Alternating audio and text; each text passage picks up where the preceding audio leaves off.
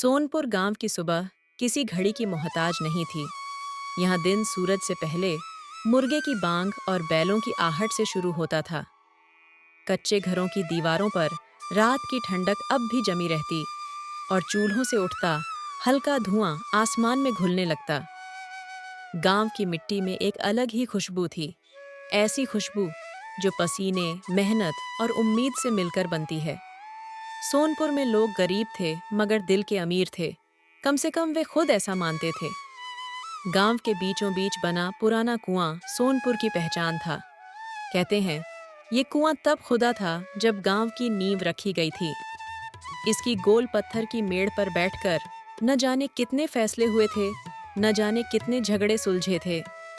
धनिया रोज सूरज निकलने से पहले उठती, अपने आंगन की मिट्टी को पानी से गीला करती, फिर झाड़ू लगाकर जैसे अपने दुखों को भी एक कोने में समेट देती।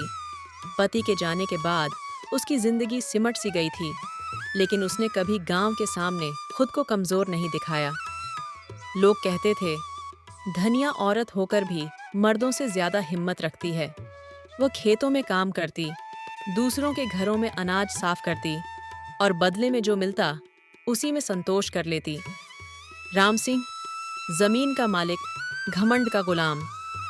राम सिंह सोनपुर का सबसे बड़ा जमींदार था।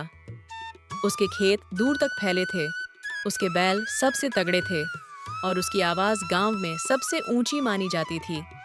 लोग उससे डरते थे क्योंकि ज़रूरत के वक़्त वही अनाज उधार देता था, वही बीज देता था और बदले में इज्जत से ज़्यादा झुकाव चाहता था।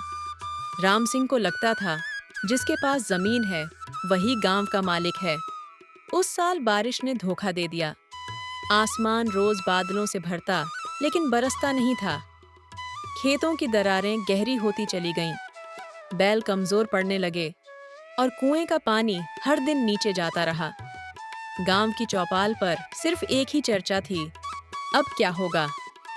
एक दिन राम सिंह ने ऐलान कर दिया, कुएं का पानी अब मुफ्त नहीं मिलेगा, जिसे चाहिए वो दाम चुकाए। ये शब्द गांव पर पत्थर बनकर गिरे। लोगों की आंखों में डर था मगर जुबान पर ताला। धनिया ने बहुत सोचा। उस रात उसे नींद नहीं आई। उसे लगा जैसे कुआं नहीं, पूरे गांव की सांसें सूख रही हों। अगली शाम उसने चौपाल में सबको बुलाया। धनिया बोली, हम सब एक ही मिट्टी के हैं। अगर आज पानी बिक गया तो कल हमारी इज्जत भी बिकेगी। पर राम सिंह से कौन भिड़े? जो डरता है वही हारता है। अगली सुबह धनिया सबसे पहले कुएं पर पहुंची। उसने घड़ा नीचे डाला। राम सिंह आया। उसकी आंखों में गुस्सा था। पैसे दो। ये कुआं तुम्हारा नहीं है,